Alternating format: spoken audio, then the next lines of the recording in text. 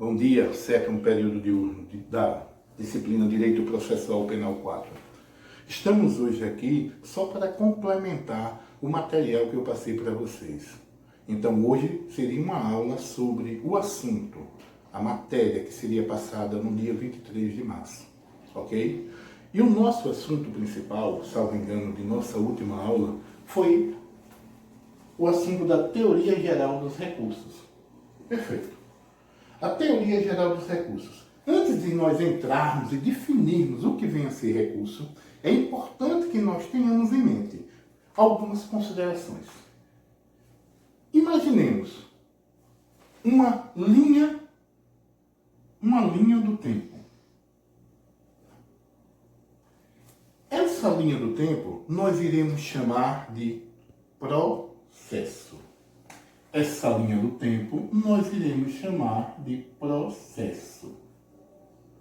E nessa linha do tempo, apesar de nós termos a sequência do tempo, a continuidade do tempo, nós teremos também a sequência de atos processuais. Então, nesta linha do tempo, com o passar, com o decorrer do tempo, nós iríamos ter a prática, a realização de atos processuais. Só que nós sabemos que dentro de um processo, nós temos algumas pessoas importantes que realizam esses atos processuais. Entre eles, nós temos as partes, que poderiam ser o Ministério Público, o querelante ou o acusado, e nós poderíamos também ter os atos processuais praticados pelo magistrado, pelo julgador. E são esses atos processuais que vão nos interessar. Esses atos processuais praticados pelo magistrado é que irão nos interessar. Por quê? Porque são desses atos judiciais praticados ou atos processuais praticados pelo julgador que nós iremos recorrer. Ou que nós iremos questionar. Vamos imaginar da seguinte maneira. Esses atos processuais praticados pelo julgador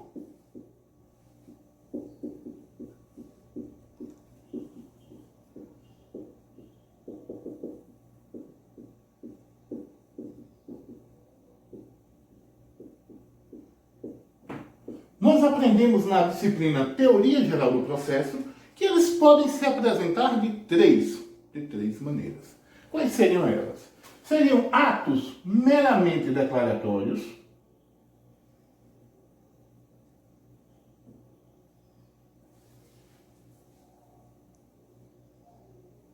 seriam decisões interlocutórias,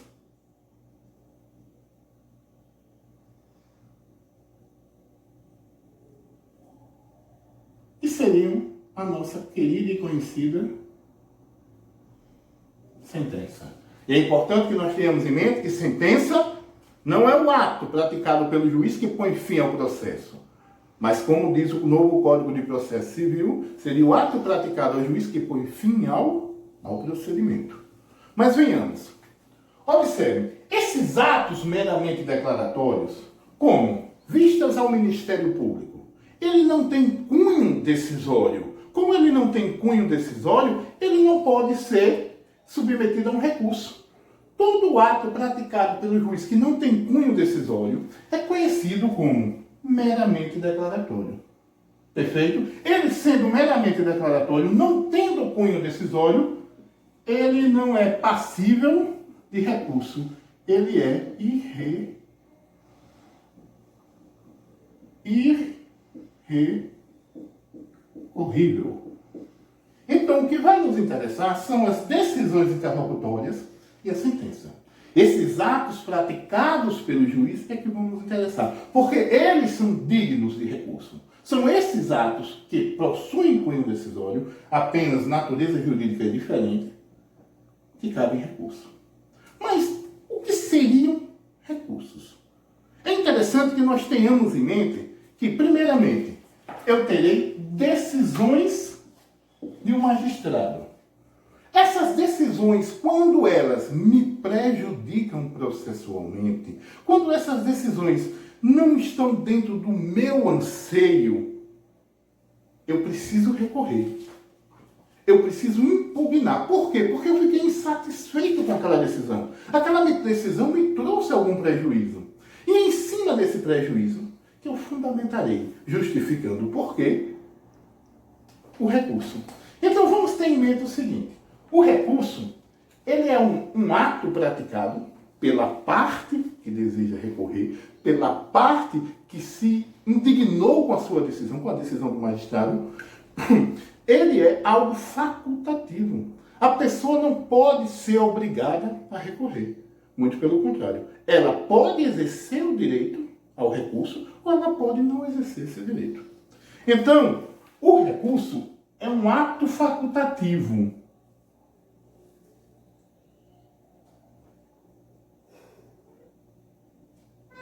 Essa é a primeira característica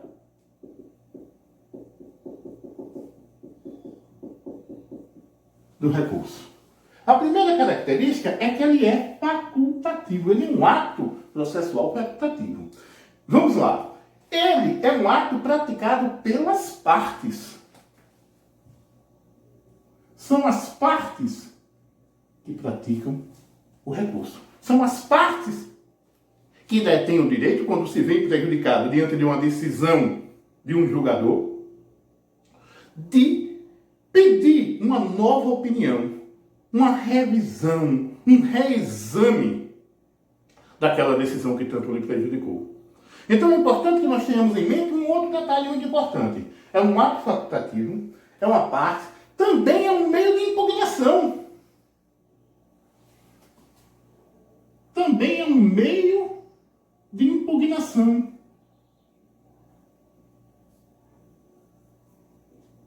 Em que nós pedimos um novo reexame. Nós pedimos uma revisão daquela decisão. Nós pedimos que a decisão seja revista. Aquela decisão que tanto nos prejudicou, ela precisa ser revista. Em regra, é claro que existe uma exceção, em regra, por uma instância superior. Isso em regra. Porque existe uma única exceção, que o prolator da decisão é quem pode julgar o recurso. Que seria a exceção, seria os embargos declaratórios. Os embargos declaratórios não é uma instância superior, não será um outro julgador, será o próprio prolator da decisão. Já no restante, a regra dos recursos é que quem reveja a decisão seja o próprio, seja uma instância superior ao julgador.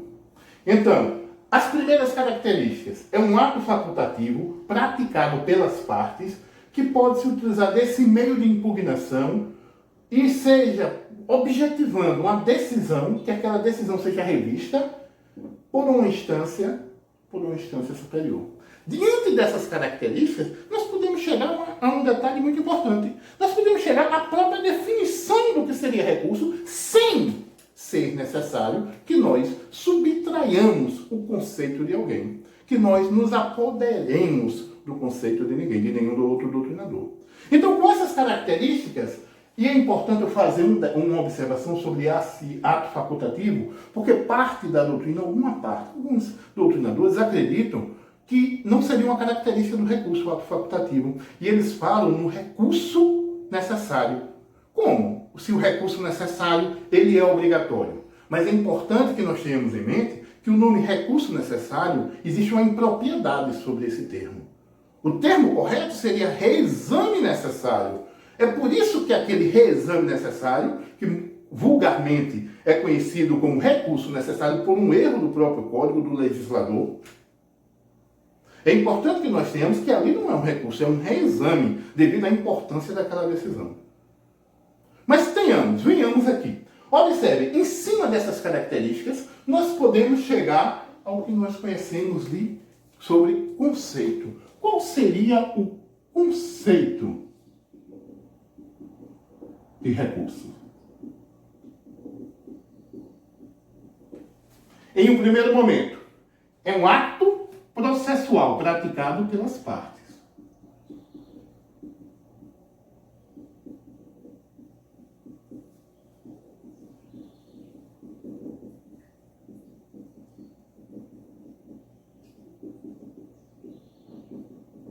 Segunda característica, facultativo, pelo qual nós pleiteamos o reexame de uma decisão. Então, pelo qual é pleiteado o reexame de uma decisão.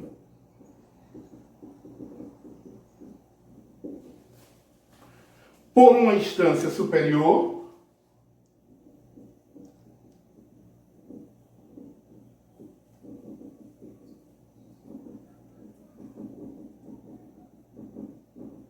aqui eu vou colocar em regra,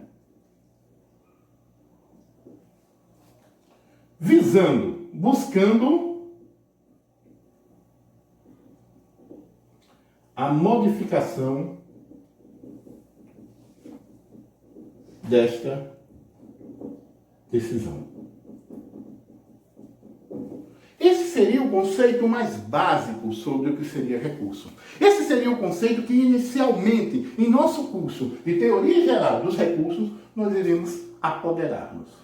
Perfeito? Então, com esse conceito de recurso e com essas características, nós podemos, de uma certa forma, iniciarmos o nosso curso. É como se nós estivéssemos construindo um novo mundo, o mundo da Teoria Geral dos Recursos. É nesse momento que nós vamos adentrar na possibilidade, na luz que um advogado tem de se mostrar indignado com uma decisão que lhe foi contrária. Perfeito? É importante também que nós tenhamos em mente, senhores, sobre todas essas características. É que o recurso em si, ele não gera um novo processo. Ele continua dentro dessa linha processual, dentro do mesmo processo. Quando eu recorro, eu não crio uma nova ação. Não, é uma opção, é uma possibilidade de eu me mostrar indignado com a decisão que me foi contrária, sem gerar um novo processo. E essa característica que diferencia recurso de meio autônomo de impugnação de decisão, de ações autônomas de impugnação. É essa característica de não gerar um novo processo que nós diferenciamos. HC, mandado de segurança,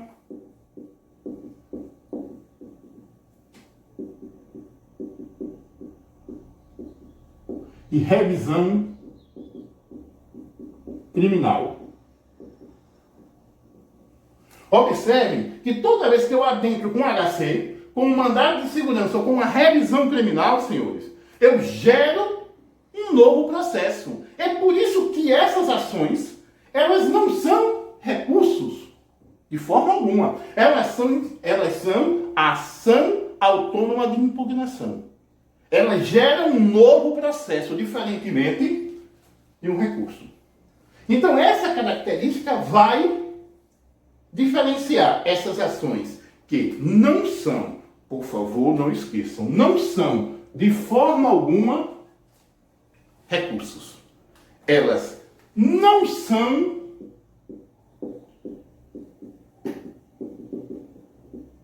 recursos. A natureza jurídica dessas ações são diferentes. É diferente. A natureza jurídica é diferente da natureza jurídica dos recursos. Perfeito, senhores? Então, vamos lá. Nós sabemos o que é recurso. Sabemos quais são as características de recurso. Sabemos de que podemos recorrer. Das decisões judiciais que tenham cunho decisório, ou seja, de decisões judiciais interlocutórias ou de sentença. E nós sabemos as características. Por isso, já sabemos como chegar a um conceito. Então, o conceito que nós chegamos nessa primeira aula é que seria recurso, um ato processual praticado pelas partes, facultativo, optativo, não confundir com reexame necessário, nem com recurso necessário, ou com recurso obrigatório, ou com recurso de ofício, pelo qual é pleiteado o reexame de uma decisão por uma instância superior em regra, porque a exceção seria os embargos declaratórios, buscando a modificação desta decisão que tanto prejudicou o seu cliente. Desta forma, nós observamos que o recurso ele não gera um novo processo. Por isso, HC não é recurso, mandado de segurança não é recurso e revisão criminal não é recurso. Diante disso, senhores, vamos encerrar essa nossa primeira aula, que nós adentramos no mundo de recursos. Estamos construindo os termos desse nosso novo mundo que estamos imaginando. Esse novo mundo que nós estamos imaginando, que seria o mundo dos recursos, seria a possibilidade de nós adentrarmos processualmente e mostrarmos a nossa indignação. Mas, senhores, observem que na apostila que eu passei para vocês, no material, nós também temos esse conceito. E vai ser importante vocês acompanharem o estudo dessas aulas com esse material entregue. E no final, qualquer dúvida, pergunta ao patriota.